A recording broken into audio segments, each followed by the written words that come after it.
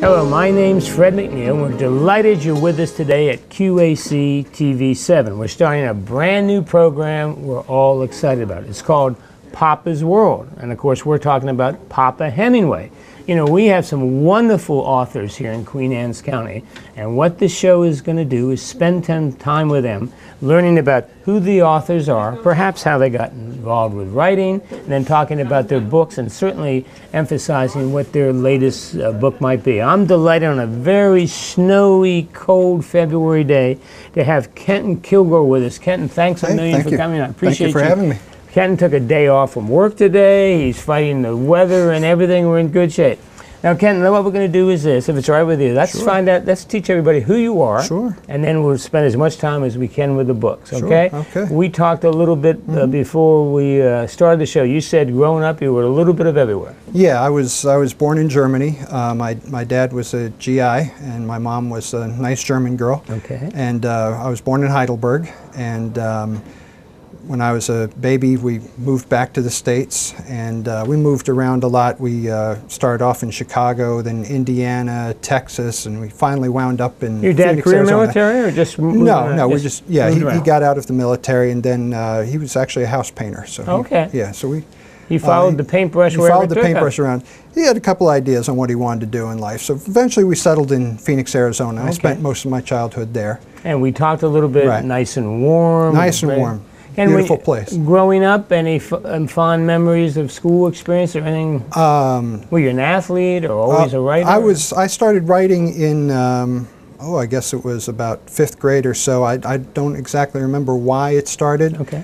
But I started writing, and one thing that really sort of was a catalyst was Star Wars came out when I was about 10 or so. And it's coming out again, right? We're ready for the next generation. I'm going to go see it. Good for you. So Star Wars came out, and that prompted something in me, and I wrote my first novel right after Star Wars came out. And you're in 5th grade? I was 6th grade actually at that time. Okay. So 6th grade, and I wrote it out in pencil on notebook paper by hand, and I had What was it about? It was a Star Wars ripoff. Science fiction. I mean, yeah, it was. I mean, I was 11. I mean, you know what? Hey, what else are you going to write on? That's right. But it was my version of Star Wars. With different characters, different names, but basically the same sort of story. And I had a great teacher in 6th grade. His name was John McQuaid, and he was my homeroom teacher, and he also taught English. And he said he saw what I was doing, and he said, "You're excused from the rest of English classes for the rest of the year. Just go ahead, sit there and write my book." And then when I got done, it was about 200 handwritten pages, and they put it in the school library, and that's how I... In school? Yeah, in the school. It amazes me. I've had police officers here, I've had politicians, I've had judges. The number of them say it was 1 or 2 teachers that just changed my life, and someone encouraged you, and then you get your first novel at that young age. Yeah. Good for you. Now, how about you went middle school, high school? Middle school. In Phoenix. We stayed in Arizona. In Phoenix. We left Phoenix when I was in just after 7th grade, and we moved to, my mother and I, my folks had divorced, my mother and I moved to Greenbelt, Maryland, just outside D.C. Yeah, because the job. So that was fall of 1979, I think. Right. And I just missed those blizzards in the February that everybody was telling me about. Almost as bad as this winter. See, and I was so happy. You're used to warm weather. I was so happy to get here. I'd never grown up with snow, so I was thinking like, it's going to snow every winter, like every week. Hasn't worked out like that, but I still love snow. Okay, go to Glen Burnie High, Severna No, Park I went to Eleanor Roosevelt High School in Greenbelt. Okay. And graduated from there in '84. Great school, right? Eleanor It was a magnet school. It was the best one in Prince George's County. Still a good school, and had great teachers there who encouraged me to write. And I kept on writing. Are you still writing things as a young person? Yeah, I kept on writing. Okay. I never stopped. I kept on writing, fantasy, science fiction, some poetry, things like that. And after that, after I graduated from there, I went to the University of Maryland in College Park. Okay. Kept on writing, majored in English. Again, had great teachers. Probably not to scare you, but I'm Sure. a College Park graduate too. Oh, so yeah. I don't, yes, right. Yeah. We can shake hands Yeah. and say, beat Go- Nebraska anytime you can. That's right. Go Terps. Wisconsin, I'm sorry. Yeah, that right. was a big win, right? Okay, so you at College Park? I was at Very College good. Park, and Writing for newspaper or literary magazine? no, or I was anything? just I was on the campus radio station, Okay. and I took a creative writing course, an upper level creative writing course, and this course was sort of, you had to audition to get into it. It's taught by this this fellow named Jack Salamanca, who just Okay. passed away last year. He was like 92 or something like that. This is a special kind of Yeah, advanced this was class for a writers. 400 level creative Right. writing class, invitation only, and basically it was there were no assignments. You just wrote something, turned it in. You had to write something Right, each semester. You know, you turned it in. The next week, everybody would critique it, starting with The class would sit around and, right, you read, you share, right. you read, okay. and starting with Professor It's like Salamanca. the Iowa Writers Workshop, Right, something like that. right. Okay. Starting with Professor Salamanca, and he'd Okay. start off, and my first experience was dreadful. I wrote this 12-page short story about, you know, some callow college kids, you know, doing Sure. It's where you were. Then. right, It's exactly. Where you were. So, and it was an hour and a half class, and he spent the whole hour and a half class going not just page by page, but line by line Tore you over this apart. thing, word by word. He was just like, he was going through this and going through this. And at the end of the hour and a half, we still weren't done. But I was thinking like, okay, you know. Just get me out of here. Just get me out of here. Let me get to Cole Fieldhouse and And he cheer or said, something. he said, all right, so we'll pick up again next time where we left off. And I thought, oh my goodness. So You're I'm thinking le- about dropping the course. I'm thinking about like jumping off a bridge. So we're leaving the class, and there are these retired fellows who were taking the class. They had taken the class over and over again with him many times. They were just auditing it. So these are you know. guys who want to be writers Right, or are right, writers. yeah. And they said, wow, he must really like your stuff. And I said, What? what? Yeah, exactly. What on earth gives you that idea? He says, the fellow I was talking to, he said, no, if he doesn't like you, he just, you know, he's done with you in like 10 minutes and moves on to somebody else. Good, so he thought he was investing smart Exactly. time. Right, okay. So I came back the next week. You know, he finished going through my story. He liked one sentence on one page, and he liked one whole page out of the Humbling 12. experience, right? Very humbling, but it was. But I came back for the rest of that semester. I came back. You could take it up to 3 times for credit. I came back for the other 2 semesters. I learned a tremendous amount So this from just him. helped your writing. Oh yeah, that was probably Little the humbling, biggest but help. it made some steps in the writing chain. He was Salamanca. He was all about economy of language. Like He was Hemingway, we were talking about before He the loved show. Hemingway. Yeah, He I bet loved he did. Hemingway. Economy of language, getting each word precise, knowing exactly what you're talking about, and a big thing with him was verisimilitude, which is making sure that the reader believes what they're reading. Okay. You know, They get into the story. They get into the story, and they have, you know, they have enough detail so that it feels real to them, so that they never think to themselves, "I'm just reading a story." So they're just sort of immersed in what they're reading, and they're never distracted by thinking, "No, that doesn't seem right." You know. So it sounds like this guy was a major influence in your writing yeah. style Oh, and yeah. getting you as a young person. Yeah. Okay. Yeah. And before I would just sort of like, you know, type sort of Sure. recklessly and dash stuff off, and he made me learn to be very careful about what I wrote. Good for him. Yeah. Ken, had you had anything published at that point? I mean, in the No. papers and this and that. So No. you're working on your skills. Right, yeah. And basically, like you say, working your way up the ladder. Yeah, yeah. Okay. So when you left him a little scarred, but a little better writer, I would Much say. better for it. Where'd I'm so we go glad I after did. College Park? After that, I got married. I was just working. My wife and I had a daughter very early, and then after I don't know what happened in the 90s. you were I was just writing- working 2 jobs. I was okay. working 2 and 3 jobs during the 1990s. you the were whole trying time. to be a good dad, a good husband, and make some money, right? Right. So. And no writing, stopped writing there? I was writing some, but it sort of sort of fizzled out, so I let it drop for a few years. Okay. We have a couple decades, or at least one decade. I know when I helped raise my 3 children. Yeah. I'm not sure what happened in the world for 15 years. Yeah. Don't ask me like what was on TV, what movies. I don't know. No.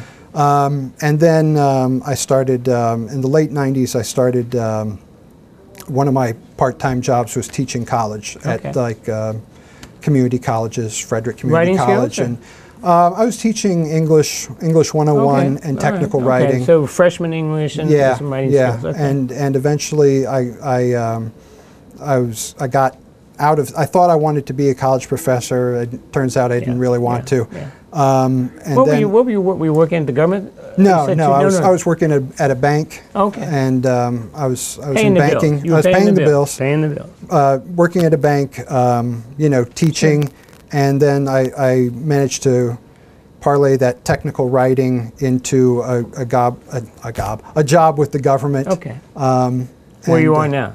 Same. I was with the Census Bureau back then. Okay, all right, but so you got into federal government 98, employment. yeah. Okay, all right. And then I've been with the government ever since. Okay, now, and all the time, right. So let's jump to, let's do this. Married? Married. Wife an author, or is she a full-time mom? Or? She was a full-time mom. Okay, yeah. And kids? How many kids? I have 2 daughters. Grown now? Or? Yeah, my older daughter Elizabeth, she's a senior at St. Francis University. Okay. And my younger daughter, Allie, is a sophomore at Kent Island High School. Oh, very good. Okay, so you still got one in the local school. Right. And we should add, you've lived in Kent Island how long now? We moved out here in '98. Okay. My mother actually moved out to Kent Island in 1984. All right. And she still lives in Marling Farms. Oh, she's still there? Yeah. Okay. And she called me up one day. It was about January '98, and she said, you really ought to consider moving out here. Are you living in Anne Arundel County? I was living in Greenbelt at the time, Prince George's County. Okay. And we didn't have my younger daughter yet. My older daughter had just turned 4 or so. And she said, you really ought to move out here because the houses are very affordable and the schools are excellent. So I said, well, sounds good. Sign me up. Sold. Get me over here. Yeah, okay. So we came over and we've been here ever since. We live in Bay City on Kent Island. Well, good. Okay, so you're working for the federal government. When was the first book published? How did we get into this? Well, become a writer? My first published book was this Dragon's Tamer's Daughter book, and it started off. I started writing it back in 2003. Okay, 2003. 2003, and it was. It started off as a fairy tale for my daughters. I wanted to, just have like a bedtime story to read for them. Sure. And it was the story about 2 sisters who find a dragon and they have all kinds of adventures. This little miniature dragon. They go off and have adventures. And, I wrote it out. It was about 10 pages or so, and they liked it. And the story never sort of left me. So as they got older, I started rewriting it and expanding it and building up on it and adding all sorts of personal elements, and I spent a long time on this thing. Eventually, I published it in 2012. I self-published it. This book is still in print. Yeah, it's on Amazon. So you can order it. You can still order it right now. Oh yeah. And what age group are we talking about? I've had kids as young as 9 read it, but it's really sort of young adult. I'd say 11 and up. It's sort of it's kind of like Little House on the Prairie with dragons. Okay, that's how I describe it in a one-liner. Type of thing you can read 5 or 10 minutes with each night with the kids. That type encourage that type of thing. Okay, yeah, sure, if you want. And we can get that on Amazon. Okay, now that was the first published about 3 years ago. About 3 years ago. 2.5 years ago. And then where do we go next? And my latest book is Lost Dogs, and that came out in September of last year. And that is, it's totally different from Dragon Tamer's Daughters. It's about a dog on Kent Island, a German Shepherd named Buddy. And by the way, I wanted the audience to know the first chapter, the book gets you. Okay, I'm going to let you talk about it, but I read it just before we came on, the first chapter, which is you have on a website, and we'll talk about that in a bit.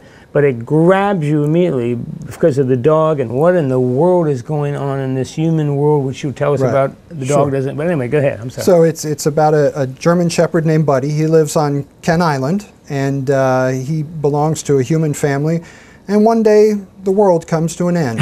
And something happens. The way you did it in the book, like I said, it grabs you. Good job. Great job. It's something happens. All the people are gone, and Buddy and the beagle he lives with, Sally, are left on their own, and they have to figure out what's going on, how to survive, and try to make sense of the chaos. So that's the story, and it's told from Buddy's point of view. So it's told from what he sees, what he smells, what he hears, what he thinks and feels. And I love it. And again, I'm not going to, don't want to give away too much, but the way the book opens, it looks like basically a dog having a dog day. Next thing you know, a jet flies over, and the dog says, "It's too loud, it's too low." Next thing you see human beings, and what do we call human beings in this book? Belongings. There's belongings. In the book, because it's told from a dog's point of view, I invented sort of a canine, I don't want to say language, but like a vocabulary. Right. So the dogs have a bunch of words that they use for human things and for the animals and the world around them. So they call people belongings. They call each other friends.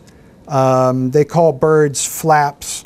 They call like bugs crawls, things like that. And I did that just to give a little distance so that you feel like you are inside the mind of a dog. And you do that very well, by the way. In the first chapter, I mean, immediately. I mean, you had me when the dog, I believe it's you describing the noise of this jet being so loud. And then, what do they call the TV? You had a name for the TV? The not reels. The not reels. The not reels. So one thing I wanted to bring across in the book was I wanted to portray the world through a dog's point of view. Our primary sense is sight. Right. Okay. We don't see it, we don't believe it. Right. Everything we do is based around sight. A dog's primary sense is smell. Yeah. And so, and then their second sense is hearing, and sight is like their third that they use. So when I was writing this book, I wanted to bring in smells and sounds and the sights that we can't see. Like dogs see much better in the dark than we do. They see movement much better than we do. But they also, everybody's heard that dogs are colorblind. It's not actually true. They're only partially colorblind. I did some research on this. They're what they call red-green colorblind, so they have problems seeing those. So one of the things in the book is I call grass, like your lawn, it's yellow. To a dog, it looks yellow. It's just yellow. So it's things like that sort of informed my writing. Now you told me before we went on, you actually walked around the house as a dog. Yeah. We'll share that a little bit. To get into the mindset of the dog, when I did spend one morning crawling around my house on all floors, and I did that when my wife and kids were out of the house, so they wouldn't think I'd lost my mind. No witnesses. That's another thing is when the world's very different from this high off the ground. Sure. You're constantly looking up at stuff. We people have all kinds of things that we've made that dogs either can't understand or can't get to, like refrigerators, microwave ovens, cabinets. The handles are all up here, right? The handles are all up here. Everything is up there. Right. Dogs spend their whole lives looking up at us. We're when you think about it, we're very mysterious creatures to dogs. Sure. We walk upright. We're really tall. They see our knees as much as they see our face. Exactly. We're really tall. We leave the house for hours every day. Where are these people? We come back, we have these sense of like other people and maybe other dogs on us. We're always moving. We're always going somewhere, I mean, and they don't know we're going off to work and school and whatever. They're just they're gone. My they come back. Yorkie looks at me because I'm an A-type and I don't sit down a lot well. But I'll get up, and you just see it as to say, why don't you sit down and stop? Stop. A little Zen Buddhist moment, and enjoy the moment, right? Well, that was, and because I could explore this idea of how dogs think of people. As the story goes on, Buddy and Sally meet other dogs who, of course, now have no owners. I don't want to give it away. They're benevolent. The animals seem to be the protagonists, I guess, the story. Oh, yeah. They're benevolent. They're trying to help people, help animals. Okay. They run into other dogs, and then I got to explore, so, how do other dogs think about people? Some of the dogs, like Buddy and Sally, are missing their owners and want to find them. Some of them are sort of ambivalent. some of them are downright glad that now suddenly they're free. Sure. And now they can... The masters are gone? That's right. Yeah. So, and that's, that sort of sets up a tension among them that drives the story along. Overall, the story is about Buddy trying to find his family, and in it, I deal with themes of abandonment. Okay. And how one deals with abandonment. You know, do you react this way? Do you accept what's happened? Do you refuse to accept what's happened? Are you angry about it? Are you sad about it? The dogs all explore that in their own different ways. Different ways. Yeah. Okay. Now let me ask, with this book, Lost Dogs, age group you were shooting for? Who should be reading this? It should be about 13 and up. Okay. I tell people if it was a movie, I'd say it'd be rated PG-13. Okay. I mean, it is an end of the world story. There's some violence. Sometimes the dogs fight each other or other animals. There's some gore. There's some language. It's the end of the world. It's the end of the world. I mean, you know, there's some language like you might hear on network TV, primetime network TV.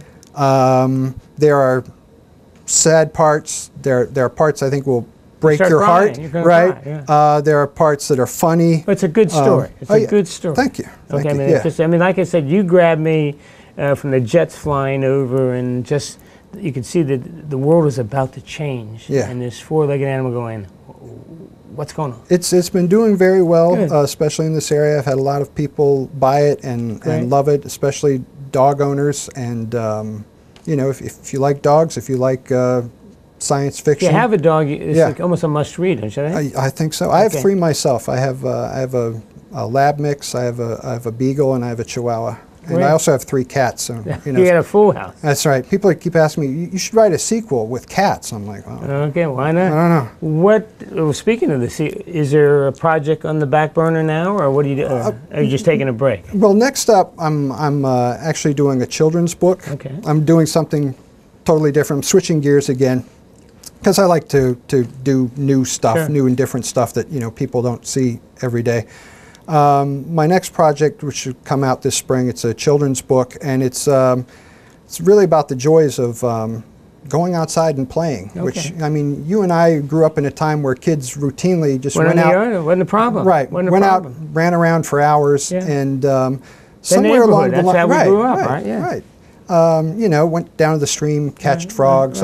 My neighborhood in Phoenix, we would catch scorpions. We didn't have any frogs, but same thing. My mom would put me in the outside about 9 o'clock in the morning in the summer. I'd hear, Freddie, dinner time, X number. We don't do that anymore, do we? We don't do that anymore. And I think a lot of that is sort of based on, the media has told us how scary the world is. Realistically, when you look at like statistics and whatever, the world we live in now is safer for our children than it was for us. So it's sort of an appeal to kind of a positive book. Let the kids play. Yeah, let the kids play. Let the kids go outside. Let them go poke around the woods. I mean, within limits. Nobody's saying like go put your 5-year-old on the metro and send them down to the mall. When they're mature enough, they can. Yeah, go out in the backyard. Enjoy the outdoor, collect rocks. Yeah, collect rocks. When's that coming out? That'll be sometime this spring. It's called Our Wild Place, and it's just a short sort of essay type book with photographs from my friend Patrick Eibel that he took. He lives by Rock Creek Park, so he went around taking pictures from the Rock Creek Park. Trees and streams and. I'm looking forward to that. We'll get you back for that one. Thank you. Now, as we wrap it, before I let you read a little bit, how about remind everybody again the names of the books, the age suitable that you should be reading, and where they can get them. Okay. So, Dragon Tamer's Daughters. That's my first book, and actually, I'm going to. It was in 2 parts, as you can see. I'm actually going to edit it down to 1 book, and that's also going to come out this spring. With some new artwork by my friend James Arnold. He did the covers for both books. I like them both, but this is great. He works for Washington College. He's their visual arts director up there, and the guy is amazingly talented. Very well done. But he's going to do a new cover for Dragon Tamer's Daughter, which is just blows me away. Lost Dogs, the cover. Lost Dogs. You see that face as soon as you get to page 1. He's done a great job capturing what Buddy would look like. James is a genius. Yeah, that's good. So you can get them both on Amazon. You can get them in soft cover like this, or you can get them for Kindle. and they're very affordable. Great. Now, how about pick either book you like? Could you read us a paragraph or something? Just gets us a feel for what it's about. All right. Let me if I don't karate chop these and knock them down. Let me read you the former phys ed teacher gone bad. Okay. Let me read you the first bits from Lost Dogs here, and okay. The first chapter starts off is called August 2nd, The End. At first, Buddy can't see the plane. It's too far away for his eyes. But he heard it from a long way off, and he knows something's wrong. It's not high enough, it's coming too fast, and it shrieks like it's angry, not making its usual low, soothing noise. It screeches into view, flames and smoke spewing from it, right over the home where Buddy lives. Then it's gone, and there's a thoom that fills the everything, too loud for Buddy's pointed ears, and he barks, "No, no, no, no, no!" to the uncaring blue, empty sky above him. The ground under him shakes as what's left of the plane smashes into the bay, whose shore is only one street from here. Screaming, Buddy runs across the grass, yellow to his eyes because he can't see green, in front of his home, stops before his collar can bite him like it does if he goes too far away. Belongings, they call each other people, but Buddy and his kind know them as belongings, screaming as they rush from their homes, most of them getting into their cars, some shouting at each other, all of them leaking the prey stench, just like the littles and flaps do when they think they're going to fade when Buddy and Sally chase them. Buddy's never known belongings to make that scent, and he starts to pant, chest heaving. "No!" he barks. They don't listen. "No! No! No!" Good. I tell you what, I close my eyes and I'm thinking I'm somewhere down on Kent Island. I see this low-flying jet crash into the water. It doesn't smell right. I see adults running around. Really a great opening scene. Thank you. Job well done. Thank you. And that's Lost Dogs, Lost Dogs. Available on Amazon.com. Amazon, right. Okay, that's great. Right. Well, Kenton, look, thanks a million for being with us. You've done a great job, okay? And like what we like to do is end all the shows with a little poetry reading or something that just kind of capture the flavor of the season or what's going on. And I thought, if you don't mind, since it's 3 to 5 inches of snow on the ground, it's going to be 15 degrees tonight, we'll go to Robert Frost, Stopping by Woods on a Snowy Evening. Whose woods these are, I think I know. His house is in the village, though. He will not see me stopping here to watch the woods fill up with snow. My little horse must think it queer to stop without a farmhouse near. Between the woods and frozen lake, this darkest evening of the year. He gives his harness spells a shake to ask if there is some mistake. The only other sound is the sweep of easy wind and downy flake. The woods are lovely, dark and deep, but I have promises to keep and miles to go before I sleep. And miles to go before I sleep. Well, we've had Kenton Kilgore just have a delightful kickoff here to Papa's World, and it's a book about Eastern Shore authors, Eastern Shore books. Kenton, again, I'd like to thank you again. Thank you. Lost Dogs, you grabbed me in chapter 1, and we want you to get out and buy that book and learn about who this person Buddy is. So thank you for joining us for the inaugural show of Papa's World, where we're going to talk about books, talk about authors, and we hope you'll join us, okay? And if you have an author you know, or an author you'd like to learn about, let us know here at QATV7, and we'll be delighted to get them here, okay? So again, my name's Fred McNeil. Thank you for your time, and my time is up.